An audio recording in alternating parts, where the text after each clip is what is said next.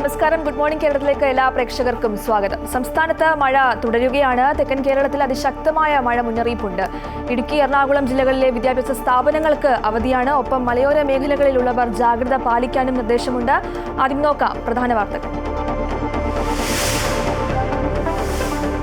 സംസ്ഥാനത്ത് 5 ദിവസം കനത്ത മഴയ്ക്ക് സാധ്യത. മധ്യ കേരളത്തിലും തെക്കൻ ജില്ലകളിലും ഓറഞ്ച് അലർട്ട്.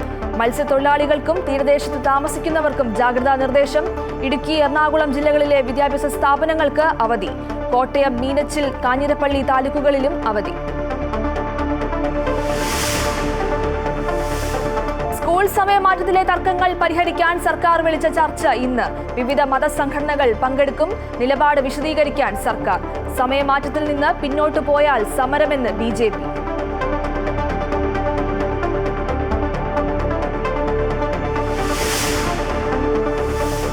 ബ്രിട്ടനിലെ സന്ദർശനം പൂർത്തിയാക്കി പ്രധാനമന്ത്രി നരേന്ദ്രമോദി മാലദ്വീപിലേക്ക്. ഇന്ത്യൻ സഹായത്തോടെയുള്ള വികസന പദ്ധതികൾ ഉദ്ഘാടനം ചെയ്യും. ദ്വീപിന്റെ 60ാം സ്വാതന്ത്ര്യദിനാഘോഷ ചടങ്ങിൽ മുഖ്യ അതിഥിയാകും.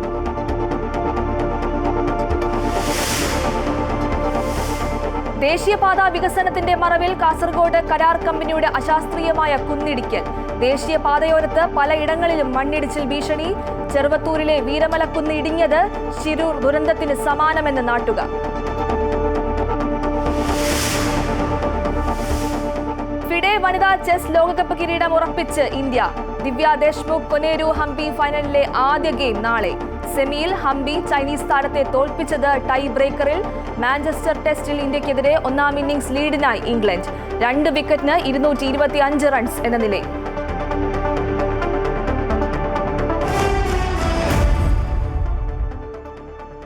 സ്കൂൾ സമയമാറ്റത്തിലെ തർക്കങ്ങൾ പരിഹരിക്കാൻ സർക്കാർ ഇന്ന് മതസംഘടനകളുമായി ചർച്ച നടത്തും.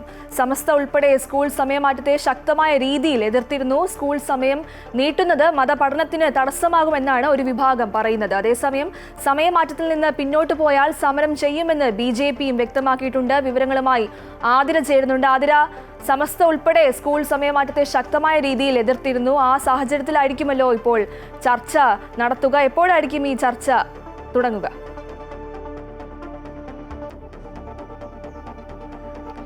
ഗോപിക, ഈ സ്കൂൾ സമയമാറ്റവുമായി ബന്ധപ്പെട്ട് സമസ്ത ഉൾപ്പെടെയുള്ള മതസംഘടനകൾ നേരത്തെ രംഗത്തെത്തിയിരുന്നു. ഈ ഒരു അടിസ്ഥാനത്തിലാണ്, ഇതിൻ്റെ ഒരു പശ്ചാത്തലത്തിലാണ് ഇപ്പോൾ മന്ത്രി V ശിവൻകുട്ടിയുടെ നേതൃത്വത്തിൽ ഒരു ചർച്ച, മതസംഘടനാ നേതാക്കളുമായി ഒരു ചർച്ച വിളിച്ചിരിക്കുന്നത്. ഏകദേശം വൈകുന്നേരം 4 മണി 4:30 ചർച്ച ആരംഭിക്കുക. കഴിഞ്ഞ ദിവസമാണ് ഇത്തരത്തിൽ മതസംഘടനകളുമായി ഒരു ചർച്ചയ്ക്ക് തയ്യാറാണെന്ന് മന്ത്രി V ശിവൻകുട്ടി അറിയിച്ചിരുന്നത്. ഈ ഹൈസ്കൂൾ സമയമാറ്റം, അതായത് ഏകദേശം 8ാം ക്ലാസ് മുതൽ 10ാം ക്ലാസ് വരെയുള്ള കുട്ടികളുടെ സ്കൂൾ സമയമാണ് രാവിലെ 15 മിനിറ്റ്, വൈകുന്നേരം 15 മിനിറ്റ് എന്ന നിലയിൽ അരമണിക്കൂറോളം സ്കൂൾ സമയം വർദ്ധിപ്പിച്ചത്. പക്ഷേ ഈ ഇത്തരത്തിൽ സ്കൂൾ സമയം വർദ്ധിപ്പിക്കുമ്പോൾ അത് മദ്രസ പഠനത്തിന് ഒരു തടസ്സമാകും, അല്ലെങ്കിൽ അതിനൊരു പ്രതിസന്ധി സൃഷ്ടിക്കും എന്നതുകൊണ്ടാണ് മതസംഘടനകൾ ഇത്തരത്തിൽ സ്കൂൾ സമയമാറ്റത്തെ എതിർത്തിരുന്നത്. അതുകൊണ്ട് തന്നെ ഈ സ്കൂൾ സമയമാറ്റവുമായി ബന്ധപ്പെട്ട ഒരു ചർച്ചയ്ക്ക് തയ്യാറാകണമെന്ന് ഈ സമസ്ത ഉൾപ്പെടെയുള്ള മതസംഘടനകൾ ആവശ്യപ്പെട്ടിരുന്നു. എന്നാൽ ഇത്തരത്തിലൊരു ചർച്ച ഈ മതസംഘടനകൾക്ക് അനുകൂലമായൊരു നിലപാടെടുക്കുകയാണെങ്കിൽ ശക്തമായ സമരവുമായി മുന്നോട്ട് പോകുമെന്നാണ് ഇപ്പോൾ BJP ഉൾപ്പെടെയുള്ള സംഘടനകൾ പറയുന്നത്. അതേസമയം വിദ്യാഭ്യാസ മന്ത്രിയും വിദ്യാഭ്യാസ വകുപ്പും നൽകുന്ന വിശദീകരണം, ഈ സ്കൂൾ സമയമാറ്റത്തിൽ മതസംഘടനകൾക്ക് അനുകൂലമായൊരു നിലപാടെടുക്കാനല്ല, മറിച്ച് ഈ നിലനിൽക്കുന്ന പ്രതിസന്ധിയെക്കുറിച്ച് മതസംഘടനകൾക്ക് അവർക്ക് ഇതിനുമായി ബന്ധപ്പെട്ടൊരു വിശദീകരണം നൽകുക, അല്ലെങ്കിൽ ഇതിനുമായി ബന്ധപ്പെട്ട് അവരെ ബോധ്യപ്പെടുത്തുക, കാര്യങ്ങൾ പറഞ്ഞ് ബോധ്യപ്പെടുത്തുവാനാണ് ഇത്തരത്തിലൊരു ചർച്ച വിളിക്കുന്നത് എന്നാണ് മന്ത്രി V ശിവൻകുട്ടി ഉൾപ്പെടെ കഴിഞ്ഞ ദിവസം പറഞ്ഞിരുന്നത്. ഏതായാലും 4:30 ഈ ചർച്ച ആരംഭിക്കും. ഈ സ്കൂൾ സമയമാറ്റവുമായി ബന്ധപ്പെട്ട് സ്കൂൾ സമയമാറ്റം വർദ്ധിപ്പിക്കുന്നതുമായി ബന്ധപ്പെട്ട വാർത്ത പുറത്തു വന്നപ്പോൾ തന്നെ ഈ മതസംഘടനകൾ ഉൾപ്പെടെ ഈ പ്രതിഷേധവുമായി രംഗത്തെത്തിയിരുന്നു, സമസ്ത ഉൾപ്പെടെ. അതിനൊരു പരിഹാരമാകും, അല്ലെങ്കിൽ ഒരു സമവായം ഉണ്ടാകുമെന്നാണ് നിലവിൽ ഈ ചർച്ചയോടുകൂടി ഒരു സമവായം പ്രതീക്ഷിക്കുന്നതായാണ് കരുതുന്നത്. ഏതായാലും 4:30 ഇന്ന് വൈകുന്നേരത്തോടുകൂടി ചർച്ച ആരംഭിക്കും. അതിനുശേഷമായിരിക്കും മതസംഘടനകൾക്ക് അനുകൂലമായൊരു നിലപാടാണോ വിദ്യാഭ്യാസ വകുപ്പ് സ്വീകരിക്കുന്നത്, അതല്ല മതസംഘടനകളെ കാര്യങ്ങൾ പറഞ്ഞ് മനസ്സിലാക്കുവാൻ സാധിച്ചോ എന്നത് സംബന്ധിച്ചുള്ള വിവരങ്ങളൊക്കെ തന്നെ അതിനുശേഷമായിരിക്കും പുറത്തു വരിക. ഏതായാലും ഈ ചർച്ചയോടുകൂടി ഈ സ്കൂൾ സമയവുമായി ബന്ധപ്പെട്ട് ഉണ്ടായിരുന്ന പ്രതിസന്ധിയിലും അല്ലെങ്കിൽ ആ എതിർപ്പുകളിലും ഒരു സമവായം ഉണ്ടാകുമെന്നാണ് പ്രതീക്ഷിക്കുന്നത്. ശരി, സ്കൂൾ സമയമാറ്റത്തിലെ തർക്കങ്ങൾക്ക് ഇന്നൊരു പരിഹാരമാകുമോ എന്ന ഇന്നത്തെ ചർച്ചയിൽ നമുക്ക് അറിയാൻ സാധിക്കും. ആതിരയാണ് വിവരങ്ങൾ നൽകിയത്. സംസ്ഥാനത്ത് 5 ദിവസം കനത്ത മഴയ്ക്ക് സാധ്യത. മധ്യ കേരളത്തിലും തെക്കൻ ജില്ലകളിലും ഓറഞ്ച് അലർട്ടാണ്. ഇടുക്കി, എറണാകുളം ജില്ലകളിലെ വിദ്യാഭ്യാസ സ്ഥാപനങ്ങൾക്ക് അവധിയാണ്. കോട്ടയത്ത്, മീനച്ചിൽ, കാഞ്ഞിരപ്പള്ളി താലൂക്കുകളിലും അവധിയുണ്ട്. കൊല്ലം, പത്തനംതിട്ട, ആലപ്പുഴ, കോട്ടയം, ഇടുക്കി, എറണാകുളം ജില്ലകളിൽ ഓറഞ്ച് അലർട്ട് നൽകിയിട്ടുണ്ട്. മറ്റ് ജില്ലകളിൽ യെല്ലോ അലർട്ടാണ്. വിവരങ്ങളുമായി കൊച്ചിയിൽ നിന്നും കിരൺ ചേരുന്നുണ്ട്. കിരൺ, സംസ്ഥാനത്ത് മധ്യ കേരളത്തിലും തെക്കൻ കേരളത്തിലും അതിശക്തമായ മഴ മുന്നറിയിപ്പാണല്ലേ ഉള്ളത്?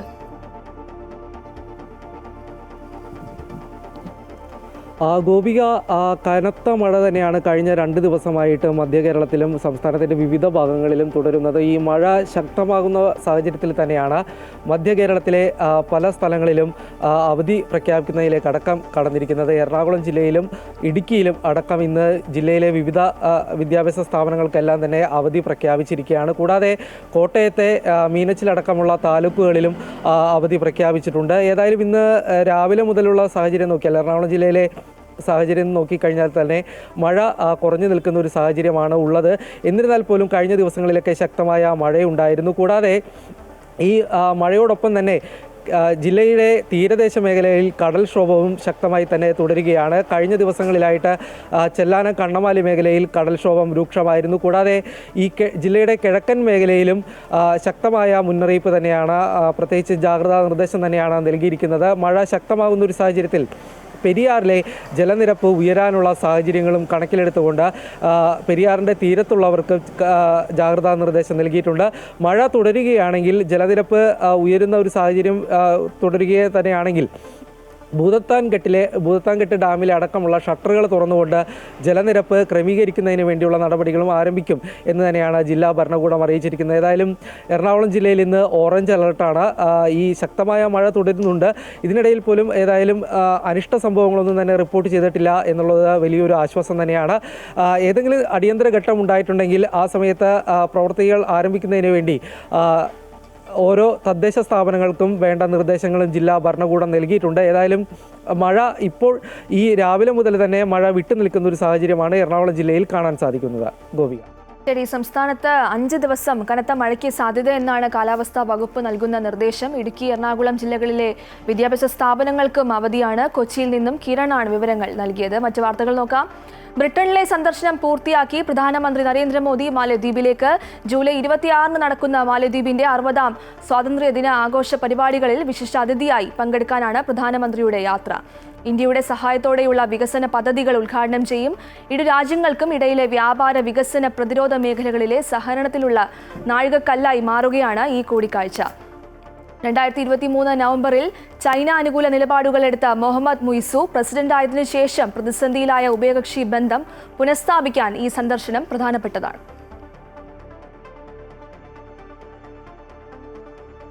പാർലമെന്റ് ഇന്നും പ്രക്ഷുബ്ധമായേക്കും. ബീഹാർ വോട്ടർ പട്ടിക പരിഷ്കരണത്തിലും ഉപരാഷ്ട്രപതിയായിരുന്ന ജഗ്ദീപ് ധൻഖറിന്റെ രാജിയിൽ വിശദീകരണം തേടിയും പ്രതിപക്ഷം ഇന്ന് ചർച്ച ആവശ്യപ്പെട്ട് നോട്ടീസ് നൽകും. 2 വിഷയങ്ങളിലും ചർച്ച ആവശ്യമില്ലെന്ന നിലപാടിലാണ് കേന്ദ്ര സർക്കാർ. വർഷകാല സമ്മേളനം ആരംഭിച്ച് ഇതുവരെ കാര്യമായ ചർച്ചകൾ ലോക്സഭയിലും രാജ്യസഭയിലും നടന്നിട്ടില്ല. അതേസമയം DMK പിന്തുണയോടെ രാജ്യസഭയിലെത്തുന്ന ചലച്ചിത്ര നടനും മക്കൾ നീതിമയം നേതാവുമായ കമൽഹാസൻ ഇന്ന് സത്യപ്രതിജ്ഞ ചെയ്യും. രാവിലെ 11-നാണ് ചടങ്ങ്. തമിഴ്നാട്ടിൽ നിന്നുള്ള പാർട്ടി നേതാക്കൾ സാക്ഷിയാകാൻ എത്തിയിട്ടുണ്ട്.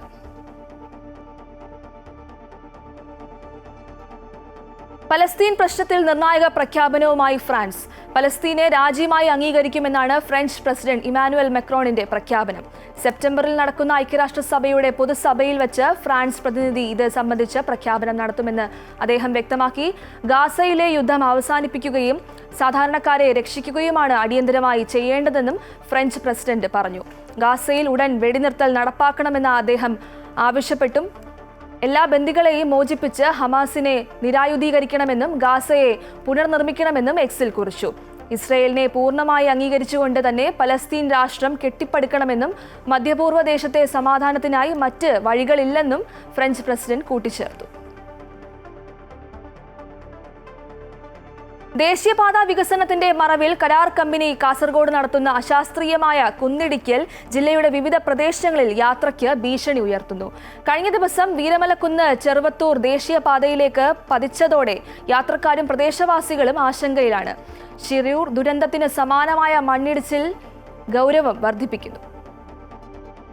യാതൊരുവിധ മാനദണ്ഡങ്ങളും പാലിക്കാതെയാണ് കരാർ കമ്പനിയായ മേഗ കൺസ്ട്രക്ഷൻസ് ജില്ലയുടെ പല ഭാഗങ്ങളിലായി ദേശീയപാത വികസനത്തിന്റെ മറവിൽ കുന്നിടിച്ചിരിക്കുന്നത്.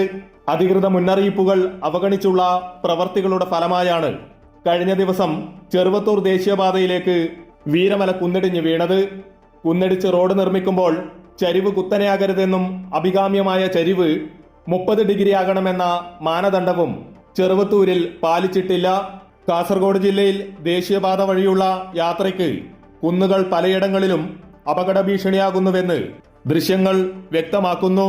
പാത നിർമ്മാണത്തിന്റെ മറവിൽ വൻതോതിൽ കുന്നിടിച്ച് മണ്ണ് കടത്തിയിരുന്നു.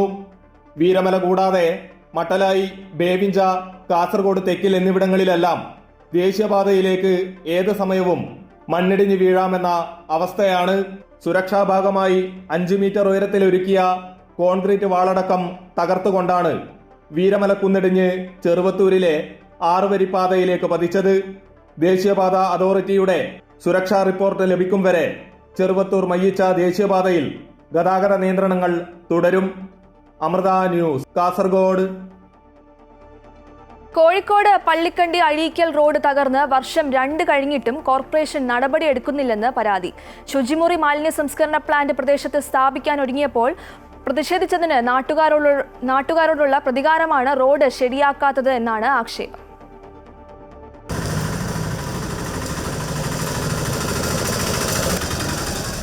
അര കിലോമീറ്ററിൽ 33 കുഴികൾ. മഴക്കാലത്ത് വെള്ളം കയറുന്നതോടെ കുഴി കാണാതെ ഇരുചക്ര യാത്രക്കാർ അപകടത്തിൽപ്പെടുന്നത് പതിവ് സംഭവം. രാത്രിയിൽ പ്രദേശത്തേക്ക് ഓട്ടോറിക്ഷകൾ വരാറില്ല.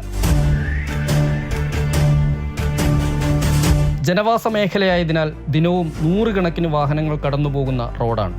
ഏറ്റവും ദുരിതമനുഭവിക്കുന്നത് ഇരുചക്ര യാത്രക്കാരാണ്. ഭീകര ഗർത്തങ്ങൾ താണ്ടി കുലുങ്ങിയുള്ള യാത്ര രോഗികളെയും ഗർഭിണികളെയുമാണ് ഏറെ ബുദ്ധിമുട്ടിലാക്കുന്നത്. വർഷങ്ങളായി തകർന്ന് തരിപ്പണായിട്ട് കിടക്കുകയാണ്. ഇതിലൊരു പ്രധാന വിരോധാഭാസം എന്ന് പറഞ്ഞാൽ ഈ സ്ഥലത്തായിരുന്നു നേരത്തെ ശുചിമുറി മാലിന്യ പ്ലാന്റ് കൊണ്ടുവരാൻ ശ്രമിച്ചിരുന്നത്. ശക്തമായിട്ട് ജനങ്ങളുടെ എതിർപ്പുണ്ടായി. അത് കാരണം ആ പദ്ധതി തന്നെ സർക്കാരിന് ഉപേക്ഷിക്കേണ്ടി വന്നു. ഇവിടുത്തെ ജനങ്ങളും ഇവിടുത്തെ രാഷ്ട്രീയ പാർട്ടികളെല്ലാം വിശ്വസിക്കുന്നു ഇവരോടുള്ള വിരോധം തീർക്കാനാണ്. ജനവാസ മേഖലയിൽ മാലിന്യ സംസ്കരണ പ്ലാന്റ് സ്ഥാപിക്കുന്നതിനെതിരെ നിരവധി സമരങ്ങൾ നടന്ന സ്ഥലമാണ്. തീരദേശ മേഖലയിൽ വരുന്നതാണ് പ്രദേശം. അഴുക്കുചാൽ തകർന്നതോടെ വെള്ളം റോഡിൽ കെട്ടിക്കിടക്കുന്നത് ദുരിതം ഇരട്ടിപ്പിക്കുന്നു. പകർച്ചവ്യാധി ഭീഷണിക്ക് നടുവിലാണ് പ്രദേശവാസികൾ. കോഴിക്കോട് കോർപ്പറേഷൻ അധികൃതരുടെ അനാസ്ഥയ്ക്കെതിരെ സമരം ശക്തമാക്കാനൊരുങ്ങുകയാണ് പ്രാദേശിക ജനത. പ്രദേശവാസികൾ പറയുന്നത് ശരിയാണെങ്കിൽ കോർപ്പറേഷൻ ഈ നാട്ടിലെ ജനങ്ങളോട് ചെയ്യുന്ന ഏറ്റവും വലിയ അനീതിയുടെ ഉദാഹരണമാണ് ഈ റോഡ്. ഇവിടെ സമീപത്തൊരു മാലിന്യ സംസ്കരണ കേന്ദ്രം വരുന്നതിനെതിരെ പ്രദേശവാസികൾ സമരം ചെയ്തപ്പോൾ അതിൻ്റെ പ്രതികാരം എന്നോണമാണ് ഈ റോഡ് പണി നടത്താത്തത് എന്നാണ് ആളുകൾ പറയുന്നത്. അങ്ങനെയെങ്കിൽ കോർപ്പറേഷൻ ഒരു കാര്യം ചിന്തിക്കണം, ഇവരും നികുതി കൊടുക്കുന്നവരാണ്, ഇവർക്കും സഞ്ചാര സ്വാതന്ത്ര്യമുണ്ട്. ക്യാമറാമാൻ ശ്രീജിത്തിനൊപ്പം എസ് വിനേഷ് കുമാർ, അമൃത ന്യൂസ്, കോഴിക്കോട്. പത്തനംതിട്ട തിരുവല്ലയിൽ കാർ കുളത്തിൽ വീണ് ഒരു മരണം. കാരയ്ക്കൽ സ്വദേശി ജയകൃഷ്ണനാണ് മരിച്ചത്. കാറിലുണ്ടായിരുന്ന മറ്റ് 2 പേരെ അഗ്നിശമന സേന രക്ഷപ്പെടുത്തി. ഇതിൽ ഗുരുതരമായി പരിക്കേറ്റ ഒരാളെ തിരുവല്ലയിലെ സ്വകാര്യ ആശുപത്രിയിൽ പ്രവേശിപ്പിച്ചു. തിരുവല്ല മന്നം കരിച്ചിറയിൽ വ്യാഴാഴ്ച രാത്രി 11:30യോടെയായിരുന്നു അപകടം. വൈദ്യുതി പോസ്റ്റിലിടിച്ച കാർ നിയന്ത്രണം വിട്ട് റോഡരികിലെ കുളത്തിലേക്ക് മറിയുകയായിരുന്നു. തുടർച്ചയായി ഏറ്റവും കൂടുതൽ കാലം പ്രധാനമന്ത്രി പദവിയിൽ ഇരുന്നവരിൽ നരേന്ദ്രമോദി 2ാം സ്ഥാനത്തെത്തി. ഇന്ദിരാഗാന്ധിയുടെ പേരിലുള്ള റെക്കോർഡാണ് മോദി മറികടന്നത്. പ്രധാനമന്ത്രി പദവിയിൽ നരേന്ദ്രമോദി ഇന്ന് 4078 ദിവസം പൂർത്തിയാക്കും. 4077 ദിവസമാണ് ഇന്ദിരാഗാന്ധി പ്രധാനമന്ത്രി പദത്തിലുണ്ടായിരുന്നത്. ജവഹർലാൽ നെഹ്റുവാണ് ഒന്നാമത്, 6130 ദിവസം. തുടർച്ചയായി 3655 ദിവസം പ്രധാനമന്ത്രിയായ മൻമോഹൻ സിംഗ് ആണ് 4ാമത്. എന്നാൽ പ്രധാനമന്ത്രി ആയവരിൽ സ്വാതന്ത്ര്യാനന്തരം ജനിച്ച ആദ്യത്തെയാൾ, ഏറ്റവും കൂടുതൽ കാലം ചുമതല വഹിച്ച കോൺഗ്രസ് ഇതര പ്രധാനമന്ത്രി തുടങ്ങിയ റെക്കോർഡുകൾ നരേന്ദ്രമോദിക്കാണ്. ഒരു യജ്ഞസങ്കല്പത്തിലാണ് വാത്മീകി മഹർഷി രാമായണത്തെ വിവരിക്കുന്നതെന്ന് കോഴിക്കോട് മാതാ അമൃതാനന്ദമയി മഠം മഠാധിപതി സ്വാമി വിവേകാമൃതാനന്ദപുരി പറഞ്ഞു. രാവണൻ സീതയെ അപഹരിച്ചു പോവുകയാണെന്ന് ഒരു പക്ഷിയായ ജടായുവിന് മനസ്സിലാകുന്നു. രാമന് വേണ്ടി സീതയെ രക്ഷിക്കാൻ രാവണനുമായി ജടായു യുദ്ധം ചെയ്യുകയായിരുന്നു എന്നും സ്വാമി പറഞ്ഞു. ഓം അമൃതേശ്വരിയെ നമഃ. ജീവിതത്തിൽ മനുഷ്യരാശിയെ സംബന്ധിച്ച് ഓരോരുത്തർക്കും ഓരോ കർത്തവ്യ ധർമ്മങ്ങളുണ്ട് എന്നുള്ളതാണ്. അതാണ് രാമായണത്തിലൂടെ നമുക്ക് കാണാൻ സാധിക്കുന്നത്. വാൽമീകി മഹർഷി ഈ പ്രകൃതിയെ മൊത്തം രാമായണത്തിൽ ഒരു വലിയൊരു യജ്ഞത്തിൻ്റെ ഭാഗമായിട്ട് കൊണ്ടുവരുന്ന ഒരു കാഴ്ചയാണ് നമ്മൾ കാണുന്നത്. ഒരു യജ്ഞസങ്കല്പം, ഭാരതത്തിൻ്റെ ജനനം മുതൽ മരണം വരെയും ജീവിതത്തിൽ ഒരു യജ്ഞസങ്കല്പമാണ് കൊടുത്തിട്ടുള്ളത്. അവിടെ നമുക്ക് ഒരു സന്ദർഭം, രാമായണത്തിലൊരു സന്ദർഭം ഇവിടെ ചിന്തിക്കാം. അതായത് കാനനത്തിൽ വസിക്കുന്ന സമയത്ത് സീതാദേവിയെ അപഹരിക്കാൻ വേണ്ടി രാവണൻ അവിടെ വേഷം മാറി വരുന്നു. വേഷം മാറി വരുന്ന രാവണൻ സീതയെ അപഹരിച്ചുകൊണ്ട് പോവുകയാണ്. രാമനെയൊക്കെ അവിടെ നിന്ന് മാരീചൻ വഴി മാനായി വന്ന് സീതയെ ഭ്രമിപ്പിച്ച് അവസാനം അതിനെ പിടിച്ചു തരണമെന്ന് സീത ആവശ്യപ്പെടുന്നു. രാമൻ അതിൻ്റെ പിന്നാലെ പോകുന്നു, മാൻ്റെ പിന്നാലെ പോകുന്നു. ആർത്തനാദം കേൾക്കുമ്പോൾ രാമൻ എന്തെങ്കിലും സംഭവിച്ചോ എന്ന് വിചാരിച്ച് സീത നിലവിളിക്കുന്നു. ലക്ഷ്മണനെ പറഞ്ഞു വിടുന്നു. ലക്ഷ്മണൻ ആദ്യം പോകാൻ തയ്യാറായില്ലെങ്കിലും സീതയുടെ ശകാരം കേട്ടിട്ട് സഹിക്കവയ്യാതെയാണ് അവിടുന്ന് പോകുന്നത്. കാരണം ലക്ഷ്മണൻ്റെ സംരക്ഷണയിലാണ് രാമൻ അവിടെ നിന്ന് ലക്ഷ്മണനെ ഏൽപ്പിച്ചിട്ടാണ് പോകുന്നത്. അപ്പോൾ കാവൽ ഏൽപ്പിച്ച ലക്ഷ്മണന് സീതയുടെ ശകാരം കേട്ടിട്ട് സഹിക്കവയ്യാതെ അത് ഉപേക്ഷിച്ച് പോകുന്നൊരു സന്ദർഭമാണ്. എന്തായാലും ശരി, അവിടെ നമുക്കറിയാം രാവണൻ അത് മുതലെടുത്തുകൊണ്ട് സീതയെ അപഹരിക്കുന്നു. സീതയെ പുഷ്പവിമാനത്തിൽ കയറ്റുന്നു, രഥത്തിൽ കയറ്റുന്നു. രഥത്തിൽ കയറ്റി അങ്ങനെ ഉയർന്നു പൊങ്ങുന്ന സമയത്ത് അവിടെ ജടായു എന്നൊരു പക്ഷിയെ കൊണ്ടുവരുന്നുണ്ട് വാൽമീകി മഹർഷി. അതിമനോഹരമാണ് ആ സന്ദർഭം. ജടായുവിനെ സംബന്ധിച്ച്, ആ പക്ഷിയെ സംബന്ധിച്ച് ഈ സന്ദർഭമായിട്ടോ രാമനുമായിട്ടോ സീതയുമായിട്ടോ ഒന്നും അവിടെ ഒരു പ്രത്യേകിച്ചൊരു സംബന്ധമോ പ്രത്യേകിച്ചൊരു കർത്തവ്യമോ ആരും തന്നെ ഏൽപ്പിച്ചു കൊടുത്തിട്ടില്ല. രാമൻ പറഞ്ഞിട്ടില്ല സീതയെ സംരക്ഷിക്കണം, എല്ലാം ഞങ്ങളുടെ കാര്യങ്ങളൊക്കെ നോക്കണം എന്നൊന്നും രാമൻ പറഞ്ഞിട്ടില്ല. അവിടെ ജടായു എന്ന പക്ഷിക്ക് മനസ്സിലായി രാവണൻ സീതയുടെ നിലവിളി കേൾക്കുകയാണ്. നിലവിളി കേട്ടപ്പോൾ ജടായുവിന് മനസ്സിലായി ഇത് രാവണൻ അപഹരിച്ചുകൊണ്ട് പോവുകയാണ്, രാക്ഷസനാണ് ഇയാൾ, വേഷം മാറി വന്നതാണ്, രാമനെ തന്ത്രപൂർവ്വം അകറ്റിയിട്ട് സീതയെ കട്ടുകൊണ്ട് പോവുകയാണെന്ന് മനസ്സിലാക്കിയപ്പോൾ തൻ്റെ ധർമ്മം എന്താണെന്ന് ജടായു അവിടെ ചിന്തിക്കുകയാണ്. ആ പക്ഷിയിലൂടെ നമുക്ക് പറഞ്ഞു തരികയാണ്. ആ ജടായു ചിന്തിക്കുന്നത് എന്താണ് ആ സമയത്തെന്ന് വെച്ച് കഴിഞ്ഞാൽ, തനിക്ക് ഈ രാവണനോട് ഏറ്റുമുട്ടാൻ 3 ലോകങ്ങളെയും കീഴടക്കാൻ ശക്തിയുള്ള രാവണൻ, ചന്ദ്രഹാസമെന്ന വാള് ധരിച്ചിട്ടുള്ള, വരം ലഭിച്ചിട്ടുള്ള രാവണൻ, ആ രാവണനെ എതിർക്കാൻ ജടായു എന്ന പക്ഷിക്ക് ഒന്നും സാധിക്കില്ല. തൻ്റെ ചിറകുകളും കൊക്കുകളും ഒന്നും അതിന് പര്യാപ്തമല്ല. എന്നാലും അതിൻ്റെ ധർമ്മം എന്താണെന്ന് ആലോചിച്ചപ്പോൾ ഈ സമയത്ത് താൻ മരിച്ചാലും വേണ്ടില്ല, തൻ്റെ പ്രാണൻ വെടിഞ്ഞാലും വേണ്ടില്ല, രാമന് ധർമ്മത്തിൻ്റെ മൂർത്തിയായ രാമന് വേണ്ടിയിട്ട് ഞാൻ എൻ്റെ പ്രാണൻ ത്യജിച്ചാണെങ്കിലും ഈ സീതയെ രാവണനിൽ നിന്ന് രക്ഷിക്കും എന്ന മനസ്സോടുകൂടി അവിടെ രാവണനുമായിട്ട് യുദ്ധം തുടങ്ങുകയാണ്. തൻ്റെ കൊക്കും ചിറകും എല്ലാം വീശി അടിച്ച് ആ രഥമെല്ലാം തകർക്കുകയാണ്. രഥം തകർക്കുന്നു. അതുപോലെ രാവണനെ ഗുരുതരമായ പരിക്കുകൾ ഏൽപ്പിക്കുന്നു. പക്ഷേ അവസാനം രാവണൻ തൻ്റെ ചന്ദ്രഹാസം ഉപയോഗിച്ച്, ആ വാളുപയോഗിച്ച് അതിൻ്റെ ചിറകുകൾ അരിഞ്ഞു വീഴ്ത്തുന്നു. അത് വളരെ ഗൗരവമായ പരിക്കുകളേറ്റ് ആ കഴുകൻ, ആ ജടായു എന്ന കഴുകൻ നിലത്ത് വീഴുകയാണ്. നിലത്ത് വീണ് കിടക്കുന്ന സമയത്ത് രാമൻ അവിടെ എത്തുകയാണ്.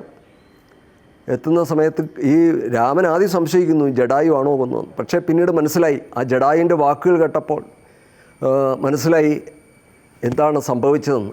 അപ്പോൾ തനിക്ക് വേണ്ടിയിട്ട്, സീതയ്ക്ക് വേണ്ടിയിട്ട് തൻ്റെ പ്രാണൻ ഉപേക്ഷിക്കുന്ന സന്ദർഭത്തിലാണ് രാമൻ അവിടെ എത്തിച്ചേരുന്നത്. അതിനെ സ്വാന്തനിപ്പിക്കുന്നു, തലോടുന്നു, തൻ്റെ മടിയിലെടുത്ത് വയ്ക്കുന്നു. ഒരു പക്ഷിയാണെന്ന് വിചാരിച്ച് തള്ളുകയല്ല, അതിനെ സ്വീകരിക്കുകയാണ്, അത്രയ്ക്കും സ്വാതന്ത്ര്യം കൊടുക്കുകയാണ്, തൻ്റെ കാരുണ്യം വഴിഞ്ഞൊഴുകയാണ് ആ പക്ഷിയിലേക്ക്, ചെറു പക്ഷിയിലേക്ക് പോലും. ഒന്ന് ആലോചിച്ച് നോക്കുക. മാത്രമല്ല, ഒരു മനുഷ്യന് എങ്ങനെയാണോ ഒരാൾ മരിച്ചു പോകുമ്പോൾ, നമ്മൾ ആദരണീയരായ വ്യക്തികളൊക്കെ മരിച്ചു പോകുമ്പോൾ എന്തൊരു ആ സംസ്കാരം, ആ ഒരു അന്ത്യകർമ്മങ്ങൾ, സംസ്കാരം വളരെ ഉന്നതമായ രീതിയിൽ ചെയ്യാറുണ്ട്. അതുപോലെ ആ പക്ഷിയാണെന്ന് ചോദിച്ചാൽ തള്ളിക്കളഞ്ഞില്ല, എവിടെയെങ്കിലും കുഴിച്ചു മൂടിയില്ല.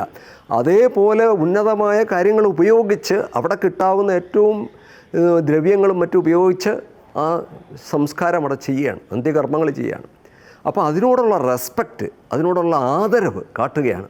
ഒരാൾ എങ്ങനെയായിരിക്കണം മരിക്കുന്ന സമയത്ത് പോലും. പക്ഷേ അവിടെ ജഡായുവിലൂടെ സന്ദേശം തന്നത്, നമ്മളൊക്കെ നമ്മുടെ ജീവിതകാലത്തിൽ ഈ അധർമ്മം കണ്ടുകൊണ്ടിരുന്നാൽ അമ്മ പറയുന്ന പോലെ കയ്യും കെട്ടി നോക്കി നിൽക്കുന്നതല്ല ധർമ്മം. നമ്മുടെ ധർമ്മം എന്താ? അതിനുവേണ്ടി പൊരുതുക. അതാണ് ഇന്ന് നമ്മുടെ സമൂഹത്തിൽ നമ്മൾ ചെയ്യേണ്ടത് എന്ന് ജഡായുവിലൂടെ നമ്മളെ ഓർപ്പിക്കുകയാണ്. ജയ് ശ്രീറാം.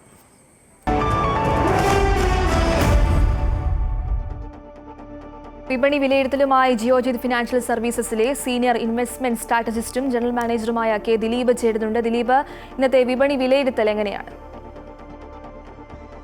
ഇന്നും നഷ്ടത്തിലായിരിക്കും വ്യാപാരം തുടങ്ങുക. വിപണി ഒരു വിൽപ്പനയിലേക്ക് നീങ്ങുന്ന ഒരു സാഹചര്യത്തിലാണുള്ളത്. ഇന്നലെയും വലിയ തോതിലൊരു വിപണിയിൽ പ്രകടമായിരുന്നു. വിദേശ നിക്ഷേപ സ്ഥാപനങ്ങൾ കനത്ത വിൽപ്പനയാണ് വിപണിയിൽ നടത്തുന്നത്. ഇതാണ് ഒരു പരിധിവരെ വിപണിയുടെ താഴോട്ടുള്ള ഈ ഒരു നീക്കത്തിന് പ്രധാനപ്പെട്ട കാരണം. കമ്പനികളുടെ പ്രവർത്തന ഫലങ്ങളാണ് ഇപ്പോൾ വിപണിയെ പ്രതികൂലമായി ബാധിച്ചിരിക്കുന്നത്. പുറത്തുവരുന്ന കമ്പനികളുടെ പ്രവർത്തന ഫലങ്ങളെല്ലാം വിപണിയെ തീർച്ചയായും പ്രതികൂലമായി തന്നെ ബാധിച്ചു. FMCG മേഖലയിൽ നിന്നും പുറത്തു വന്ന നെസ്ലയുടെ പ്രവർത്തന ഫലം വിപണിയെ വീണ്ടും പ്രതിരോധത്തിലാക്കി. കഴിഞ്ഞ ദിവസങ്ങളിലെല്ലാം വിപണിയെ സ്വാധീനിക്കുന്നതും ഇതുതന്നെയാണ്. വരും ദിവസങ്ങളിലും സമാനമായ രീതിയിൽ തന്നെയായിരിക്കും വിപണിയിൽ നീക്കമെന്ന് കരുതുന്നു. നിക്ഷേപ സ്ഥാപനങ്ങളുടെ നിലപാടുകളായിരിക്കും ഏറ്റവും പ്രധാനമായി കാണുന്നത്. ഇപ്പോഴത്തെ നിലവിലെ സാഹചര്യത്തിൽ മുൻനിര സൂചികയായ നിഫ്റ്റിയുടെ 25,250 എന്ന നിലവാരമാണ് ഏറ്റവും പ്രധാനം. ആ ഒരു നിലവാരത്തിന് മുകളിൽ നിലനിന്ന് വ്യാപാരം നടക്കുന്ന ഒരു സാഹചര്യത്തിൽ മാത്രമേ മുന്നോട്ട് നീങ്ങാനുള്ള ഒരു സാധ്യത കാണുന്നുള്ളൂ. 25,000 താഴേക്ക് നീങ്ങുകയാണെങ്കിൽ 24,900 എന്ന നിലവാരമായിരിക്കും അടിസ്ഥാന നിലവാരമായി പ്രവർത്തിക്കുക.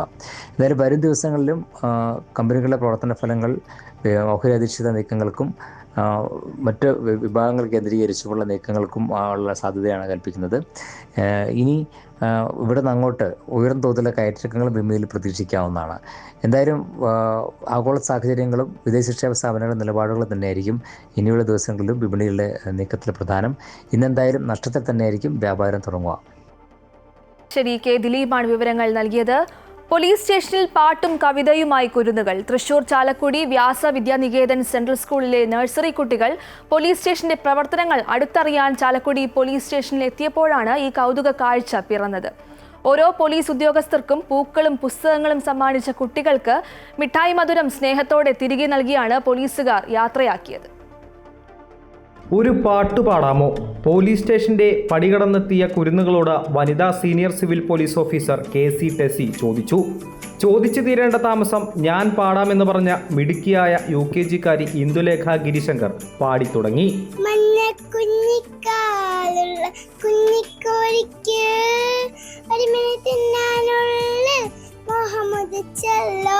പാട്ടും കവിതയും കേട്ട് സ്റ്റേഷനിലെ പോലീസുകാരെല്ലാം കൈയടിച്ചപ്പോൾ കുട്ടികൾക്കും സന്തോഷം. വ്യാസ വിദ്യാനികേതൻ സെൻട്രൽ സ്കൂളിൽ നിന്നായിരുന്നു നഴ്സറി വിദ്യാർത്ഥികൾ പോലീസ് സ്റ്റേഷന്റെ പ്രവർത്തനം അടുത്തറിയാനായി എത്തിയത്. റൈഫിളും റിവോൾവറുമെല്ലാം പരിചയപ്പെടുത്തിയപ്പോൾ ഒന്ന് പൊട്ടിക്കാമോ സാറേ എന്നായി കുട്ടികളിൽ ചില വിരുദ്ധർ. അയ്യോ വേണ്ട സാറേ എന്ന് പേടിയോടെ മറ്റു ചിലർ. ലാത്തിയും തോക്കും ലോക്കപ്പും കണ്ട് അമ്പരന്ന കൂട്ടുകാരോട് കൂട്ടത്തിലൊരാൾ പറഞ്ഞു, പേടിക്കേണ്ടടാ, അത് കള്ളന്മാർക്കുള്ളതാ. കമ്പ്യൂട്ടർ മുറിയും സ്റ്റോർ മുറിയും ഇൻസ്പെക്ടറുടെ മുറിയും ഉദ്യോഗസ്ഥരെയുമെല്ലാം കുട്ടിക്കൂട്ടം അടുത്ത് കണ്ടു. ചെറിയ പേടിയോടെ സ്റ്റേഷനിലെത്തിയ കുട്ടികളെല്ലാം പോകാറായപ്പോഴേക്കും പോലീസുകാരുമായി കൂട്ടായി. ഉദ്യോഗസ്ഥർക്ക് സല്യൂട്ട് നൽകിയായിരുന്നു കുട്ടികളുടെ മടക്കം. വ്യാസ വിദ്യാനികേതൻ സ്കൂളിലെ കുട്ടികളാണ്. എക്സ്പീരിയൻഷ്യൽ ലേണിങ്ങിൻ്റെ ഭാഗമായിട്ട് കുട്ടികളെ പഠന പ്രവർത്തനവുമായി ബന്ധിപ്പിക്കുക, അല്ലെങ്കിൽ അതുമായി പരിചയപ്പെടുത്തുക എന്നുള്ള ലക്ഷ്യവുമായി അവരെ ചാലക്കുടി പോലീസ് സ്റ്റേഷൻ കാണിക്കുന്നതിനും അവിടെയുള്ള അനുഭവങ്ങൾ അവർ മനസ്സിലാക്കുന്നതിനും വേണ്ടി KG സെക്ഷനിലെ ഒരു വിഭാഗം കുട്ടികളെയും കൊണ്ട് ചാലക്കുടിയിലേക്ക് വന്നിരിക്കുകയാണ്. SIമാരായ PV Patrick, KV Joshi, KA Krishnan എന്നിവർ ചേർന്ന കുട്ടികളെ സ്വീകരിച്ചു. ഓരോ പോലീസ് ഉദ്യോഗസ്ഥർക്കും പൂക്കളും പുസ്തകങ്ങളും സമ്മാനിച്ച കുട്ടികൾക്ക് തിരികെ മിഠായി മധുരം സ്നേഹത്തോടെ നൽകിയാണ് പോലീസുകാർ യാത്രയാക്കിയത്. അമൃത ന്യൂസ്, തൃശൂർ. പത്തനംതിട്ട ആനന്ദപ്പള്ളിയിലെ കാർഷിക ഉത്സവമായിരുന്ന മരമടി മഹോത്സവം നിലച്ചിട്ട് 17 വർഷം പിന്നിടുന്നു. ജില്ലയുടെ ആവേശമായിരുന്ന മരമടിയുടെ വീണ്ടെടുപ്പ് ആഗ്രഹിക്കുന്നവർ ഇവിടെ ഒട്ടേറെയാണ്. നാടിന്റെയും കർഷകരുടെയും മനസ്സറിഞ്ഞ് മരമടി വീണ്ടും ആരംഭിക്കാൻ സംസ്ഥാന സർക്കാർ ബില്ല് പാസാക്കണമെന്നാണ് ഇവിടുത്തെ കർഷക സമിതിയുടെ ആവശ്യം.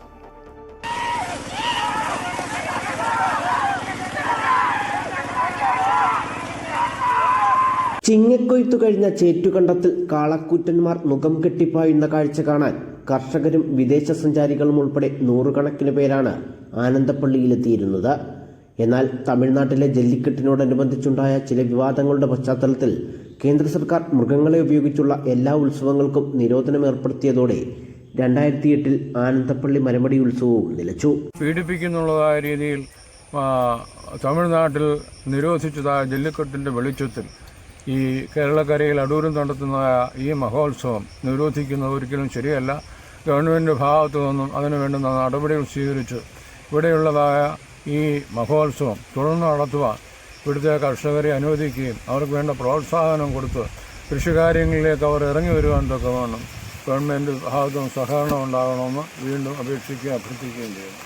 മരമടി ഉത്സവത്തിലൂടെ ഉരുക്കൾക്ക് യാതൊരു ഉപദ്രവവും ഉണ്ടാവില്ലെന്നും മറിച്ച് മത്സരത്തിനായി ഉരുക്കളെ നല്ല നിലയിൽ പരിപാലിക്കുകയാണ് ചെയ്യുന്നതെന്നും കർഷക സംഘം ഭാരവാഹികൾ ചൂണ്ടിക്കാട്ടുന്നു.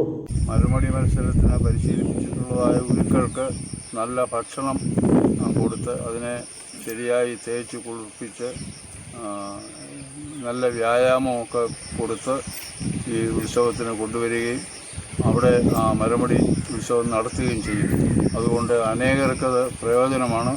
ഏലായിൽ തന്നെ അതൊരു ഉത്സവമായിട്ട് തീരുകയും കന്നുകാലികളെ നല്ല നിലയിൽ സംരക്ഷിക്കുവാനുള്ളതായ പ്രചോദനം അതിൻ്റെ ഉടമസ്ഥർക്ക് ലഭിക്കുകയും ചെയ്യും. മരമടി ഉത്സവം നിലച്ചതോടെ പ്രൗഢമായ കാർഷിക പാരമ്പര്യമുണ്ടായിരുന്ന ആനന്ദപ്പള്ളിയിലെ പാടശേഖരങ്ങളിൽ കൃഷി നിലച്ച് കാട് കയറിയ അവസ്ഥയിലാണ്. പ്രാദേശിക ഇനം ഉരുക്കൾ വംശനാശ ഭീഷണി നേരിടുകയും ചെയ്യുന്നു.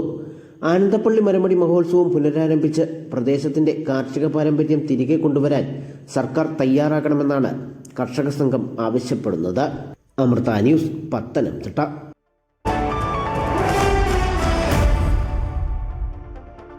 ഫിഡെ വനിതാ ചെസ് ലോകകപ്പിൽ ഇന്ത്യൻ ഫൈനൽ. ചരിത്രത്തിൽ ആദ്യമായി 2 ഇന്ത്യൻ താരങ്ങൾ കലാശപ്പോരിൽ നേർക്കുനേർ. ഇന്ത്യയുടെ കൊനേരു ഹംപിയും ഇന്ത്യയുടെ തന്നെ ദിവ്യ ദേശ്മുഖുമാണ് ഫൈനലിൽ ഏറ്റുമുട്ടുന്നത്. സെമിയിൽ ചൈനയുടെ ലെങ് ടിങ്ജിയെ പരാജയപ്പെടുത്തിയാണ് ഹംപി ഫൈനലിലേക്ക് മുന്നേറിയത്. ചൈനയുടെ മുൻ ലോക ചാമ്പ്യൻ ടാൻസോങ്കിയെ സെമിയിൽ കീഴടക്കിയാണ് ദിവ്യ ഫൈനലിൽ കടന്നത്. ഫൈനലിലെത്തുന്ന ആദ്യ ഇന്ത്യൻ താരമെന്ന ചരിത്രം എഴുതിയാണ് കൗമാര താരം ദിവ്യ ഫൈനലിൽ ഉറപ്പിച്ചത്. രണ്ടാമത്തെ ഇന്ത്യൻ താരമായി ഹംപിയും എത്തിയതോടെയാണ് അപൂർവ ചരിത്ര നേട്ടം ഇന്ത്യ സ്വന്തമാക്കിയത്. നാളെയാണ് ഫൈനലിലെ ആദ്യ ഗെയിം. രണ്ടാം ഗെയിം മറ്റന്നാളാണ്. സമനില വന്നാൽ 28-ന് ടൈ ബ്രേക്കറിലൂടെ വിജയിയെ നിശ്ചയിക്കും. മാഞ്ചസ്റ്റർ ടെസ്റ്റിൽ ഇന്ത്യക്കെതിരെ 1-ാം ഇന്നിംഗ്സിൽ ലീഡിനായി ഇംഗ്ലണ്ട്. ആദ്യ ഇന്നിംഗ്സിൽ ഇന്ത്യ 358 റൺസിന് പുറത്ത് 4 വിക്കറ്റിന് 264 എന്ന സ്കോറിൽ രണ്ടാം ദിനം ക്രീസിലിറങ്ങിയ ഇന്ത്യ 94 റൺസ് കൂടി കൂട്ടിച്ചേർത്താണ് 358 റൺസിന് ഓൾ ഔട്ടായത്. കാലിലെ പരിക്ക് വകവയ്ക്കാതെ രണ്ടാം ദിനം ക്രീസിലിറങ്ങി പൊരുതിയ ഋഷഭ് പന്തിന്റെ അർദ്ധ സെഞ്ചുറിയുടെയും ഷാർദുൽ ഠാക്കൂർ, വാഷിംഗ്ടൺ സുന്ദർ എന്നിവരുടെ ചെറുത്തുനിൽപ്പിന്റെയും കരുതലിലാണ് ഇന്ത്യ 358 റൺസിലെത്തിയത്. ബെൻ സ്റ്റോക്സ് 5 വിക്കറ്റ് നേടി.